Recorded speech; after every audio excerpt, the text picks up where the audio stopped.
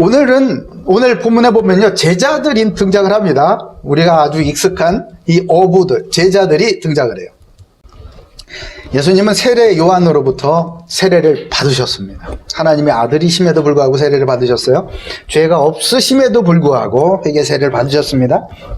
또한 성령에 이끌려서 광야에서 마귀로부터 시험도 받으셨고 또한 이기셨습니다. 그러고 나서 예수님께서 드디어 말씀을 선포하시죠. 하나님 나라가 가까이 왔으니 회개하고 복음을 믿어라. 아멘.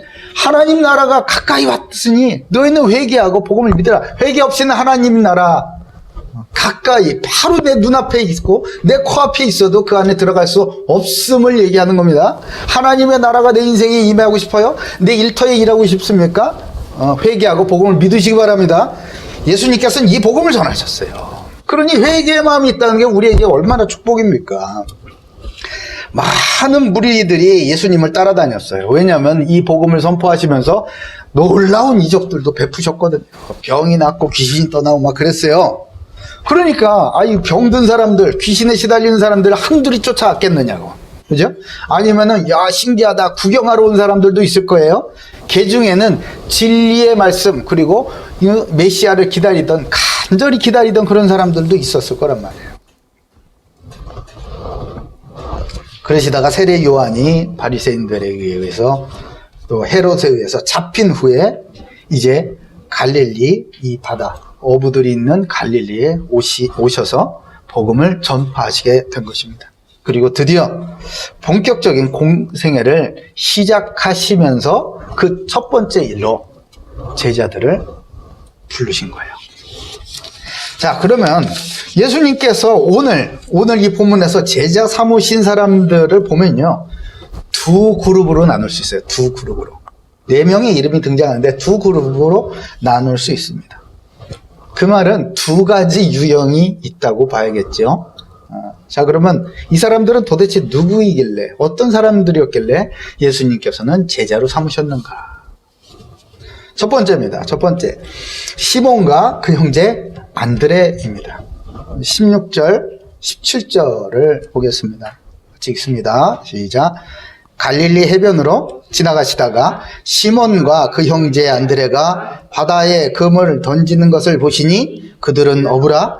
예수께서 이르시되 나를 따라오라. 내가 너희로 사람을 낚는 어부가 되게 하리라 하시니. 아멘. 사람 낚는 어부가 되게 하는 법이 복잡한가요? 간단합니다. 간단해. 따라가면 되는 거야. 따라가면 되는 거야. 간단하죠? 그죠? 근데 우리가 복잡하게 따라가려고 그래서 힘든 거야. 이 시몬과 그 형제 안드레는요, 원래 세례 요한의 제자들이었어요. 세례 요한의 제자들. 세례 요한이 무슨 복음을 선포했죠? 회개의 세례의 복음. 회개 세례를 선포하는 그런 선지자 아니었겠습니까? 세례 요한이 죄사함을 받게 하는 회개 세례를 전파했어요. 그리고 이 시몬과 안드레는 그 세례 요한을 따라다녔어요. 그러던 중에 예수님이 오시자 세례 요한은 예수님을 바라보시면서 보라 하나님의 어린 양이로다 이렇게 메시지를 했습니다. 그러고 나서 그 뒤서부터 안드레가 드디어 야 그래? 그럼 세례 요한이 아니라 저 예수님을 따라가야겠구나 깨달은 거예요. 그러면서 이제 예수님을 따라다니기 시작을 했어요. 예수님을 따라다니는 안드레가 이제 놀라운 이적을 베푸시는 것을 보고 안드레가 깜짝 놀라서 베드로에게 달려갑니다. 달려가서 뭐라고 합니까? 우리가 메시아를 만났다. 우리가 메시아. 요한복음 1장 40절 42절에서 여기서는 아주 간단하게 생략되어 있죠. 요한복음 1장 40절 42절에 보면요, 우리가 메시아를 만났다 하고 그 형제 시몬을 찾아가서 얘기를 합니다. 여기서 우리는 안드레에 대해서 알 수 있죠. 아, 이 사람은 적극적으로 이 복음을 전파하는 사람이구나. 자기 형제, 자기하고 제일 가까운 사람, 제일 밀접하게 만나고 자기하고 항상 붙어 다니는 일도 같지 않은 바로 그 사람, 내 일터의 사람이고 또 집에서 가장 가까운 사람이고 함께 세례요한을 따라다녔었던 그 사람에게 이 메시아가 오셨다, 그리스도가 오셨다라는 그 복음을 바로 전해서 우리 가보자 라고 전도하는 이런 사람이었어요. 안드레는 전도에 아주 적극적으로 나서는 그런 사람이었다고요. 여러분 살면서 야, 너 이번 주에 나 따라서 교회 가자, 이 말 하기가 왜 이렇게 힘들어? 그죠? 예? 한 번도 안 해본 사람도 있을지도 몰라. 아이, 이거 누가 못해요? 한번 해보시라고. 이상합니다, 이게. 안드레는 그런 사람이었어요. 그리고 이 베드로를요, 예수님께 데리고 왔습니다. 예수님께 데리고 딱 왔어요. 그러니까 예수님이 그 시몬을 보시더니 뭐라고 하셨냐? 내가 요한의 아들 시몬이니 장차 게바라 하리라 하시니라. 아니, 시몬을 딱 보시면서 너는 요한의 아들 시몬이니 앞으로 너는 게바라 불리게 될 거야. 게바 곧 베드로. 베드로는 페트로스, 반석이다 이 말이야. 반석이다. 네 이름 지금 시몬이지, 너를 앞으로 반석 베드로라고 부르게 될 거야. 이렇게 말씀하신 거예요. 베드로에게는 진짜 놀라운 비전을 선포해 주신 거예요. 너는 왜 존재하는 사람이고 하나님께서 너를 통해서 무슨 일을 하실 것인지 엄청난 비전을 아주 생생하게 딱 얘기해 주신 게 바로 예수님인 거예요. 이 말씀 들었을 때 베드로가 어떤 심정이었을까? 자기는 고기 잡는 사람인데 아마 내가 반석이라고? 내가? 정말? 나 같은 사람이? 나 아는 게 없는데? 나 배운 것도 없고? 나 같은 사람이? 이렇게 반응했었는지도 몰라요. 그런데 어느 날 예수님께서 베드로의 배 위에 오르셨습니다. 그리고 사람들이 막 쫓아오니까 이 해안에서 배를 조금 띄우라고 그랬어요. 그래서 그 배 위에서 말씀을 쭉 하셨죠. 그리고 말씀을 마치신 다음에 밤새 물고기를 잡으려고 그물질을 했으나 허탕을 친 거예요. 누가? 베드로가. 그리고 베드로에게 말씀하십니다. 저 깊은 곳에 이 배를 가지고 가서 그물을 한번 내리자. 이렇게 말씀하셨어요. 바로 그 말씀을 하셨을 때 이 베드로, 이 시몬이 야, 하나님께서 이 시몬의 어떤 것을 보시고 제자 삼으셨는가? 이것을 우리는 유추해 볼 수가 있는 거예요. 그 제자로서의 자질이 탁 드러나는 겁니다. 누가복음 5장 5절에 보면요, 시몬이 이렇게 대답했다고 합니다. 시몬이 대답하여 이르되 선생님, 우리들이 밤이 새도록 수고하였으되 잡은 것이 없습니다. 우리가 누굽니까? 평생 여기에서 물고기 잡은 전문가 중에 전문가 아닙니까? 근데 물고기 잡는 거라고는 조금도 모르는 예수님이 뭐를 아시겠냐 말이에요. 그러나 말씀에 의지하여 내가 그물을 내리겠습니다. 이렇게 한 거예요. 놀랍죠? 베드로는 그런 중심을 가지고 있었어요. 예수님께서 나사렛 출신 그 목수의 아들임을 모르겠냐고요? 알죠. 그러나 예수님이 메시아라고 자기가 들었기 때문에 예수님을 따라다니기도 했고 그의 말씀을 듣기도 했었습니다.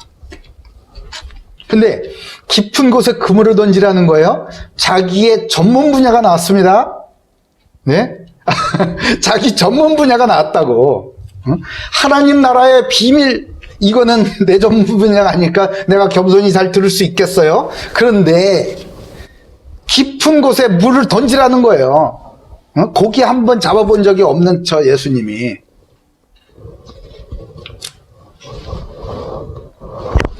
베드로가 그렇게 생각하지 않았겠냐고요. 아이고, 알긴 뭘 알아, 지금 내가 밤새 깊은 데 가서 하다가 커탕 치고 왔는데, 라고 생각했겠죠. 근데 베드로는 말씀에 의지하여 그물을 깊은 곳에 던지겠습니다. 라고 대답하고 그물을 던졌어요. 순종하였습니다. 아마 믿지 않고 순종하였을 거예요. 왜 순종했을까? 선생님의 말씀이니까 순종한 거예요. 그 말을 믿음으로 순종했겠습니까? 아니라고. 어? 거기서 그러잖아. 잡은 것이 없지만은 내가 말씀에 의지하여 그물을 던지겠습니다. 그리고 이제 그물을 던졌습니다. 깊은 곳에 예수님께서 말씀하신 바로 그곳에 그물을 던졌어요. 그랬더니 그물이 찢어지게 많이 잡혔어요. 도저히 끌어올릴 수가 없어서 친구들을 다 불렀습니다. 그곳에 있었던 전문 어부들을 다 불렀어요. 그래가지고 함께 끌어올렸더니 고기가 얼마나 많느냐, 배가 잠길 정도로 많은 고기를 잡았다고 하잖아요. 여러분, 진정한 순종은요, 아마 베드로가 한 순종, 그거는 진정한 순종은 아니었을 거라고 저는 생각합니다. 그러나 예수님은 그에게 믿음을 주시고 싶었던 거예요. 믿음을. 적어도 말씀에 순종하는 저 중심에 믿음을 주시고 싶었던 것 아니겠습니까? 그래서 시몬의 생각, 시몬의 그 굳은 생각을 탁 깨트려 버리시고 진짜 굳건한 믿음을 주시기 위해서 놀라운 응답을 주셨던 겁니다. 하나님의 말씀에, 예수님의 말씀의 능력을 드디어 경험하는 순간이 온 거예요. 저와 여러분에게 예수님의 말씀, 하나님의 말씀을 정말 놀랍게 경험하는 그 순간이 이번 주간에 있기를 주님의 이름으로 축복합니다. 아니, 그러자 베드로가 뭐라고, 할렐루야 이렇게 나온 게 아니라니까. 뭐라 그랬냐? 누가복음 5장 8절에 시몬 베드로가 이를 보고 예수의 무릎 아래에 엎드려 이르되 주여 나를 떠나소서 나는 죄인이로소이다. 자기 속을 들킨 거지. 에? 들킨 거지. 자기가 어떤 생각으로 그 말에 순종을 했는지, 자기가 얼마나 예수님을 믿지 않았었던지, 그 모습이 그냥 바로 드러나 버린 거예요. 드디어 자기의 실체를 파악을 한 겁니다. 내가 의롭고 내가 대단한 전문가인 줄 알았더니 아니야. 물고기 한 마리 제대로 잡을 수 없는, 내가 원할 때에 물고기 한 마리 제대로 잡을 수 없는 그런 무능한 사람임을 발견을 한 거예요. 그러니까 진정한 회개를 통해서 그야말로 베드로는요, 진실로 겸손함을 얻게 된 겁니다. 아, 내가 죄인이로구나. 나는 도저히 저 거룩하신 저 예수님하고는 같이 갈 수 없는 사람이다. 왜냐하면 저분 앞에 서면은 내가 얼마나 더러운지 너무나 내가 드러나기 때문에 괴로워. 도저히 같이 있을 수 없어. 주님 나를 떠나시옵소서. 나는 죄인입니다. 이런 진심 어린 회개가 터져 나온 거예요.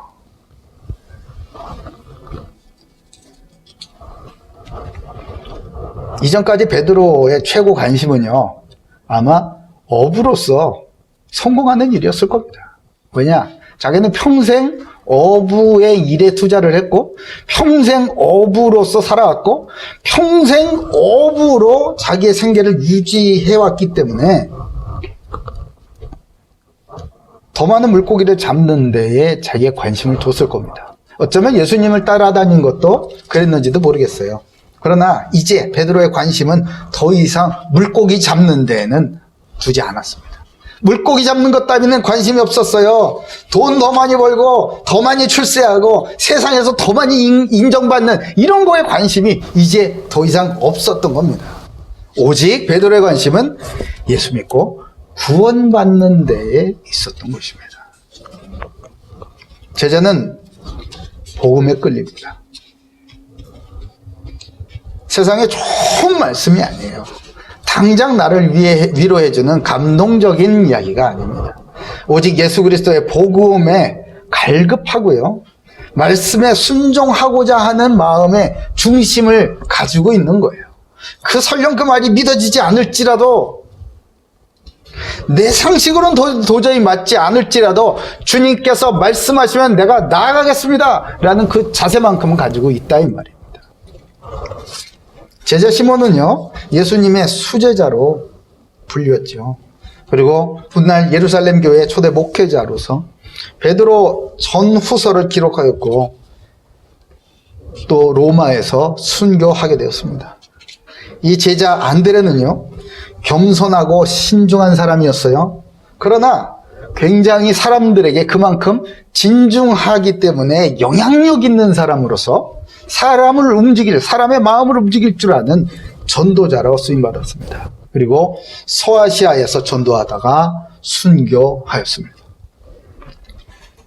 사랑하는 우리 고대 교회 가족 모두에게 세상의 부귀영화, 성공과 자아 성취가 아닌 오직 복음에 끌리고 오직 말씀에 순종하는 복된 마음이 오늘부터 충만해지기를 주님의 이름으로 축복합니다. 아멘.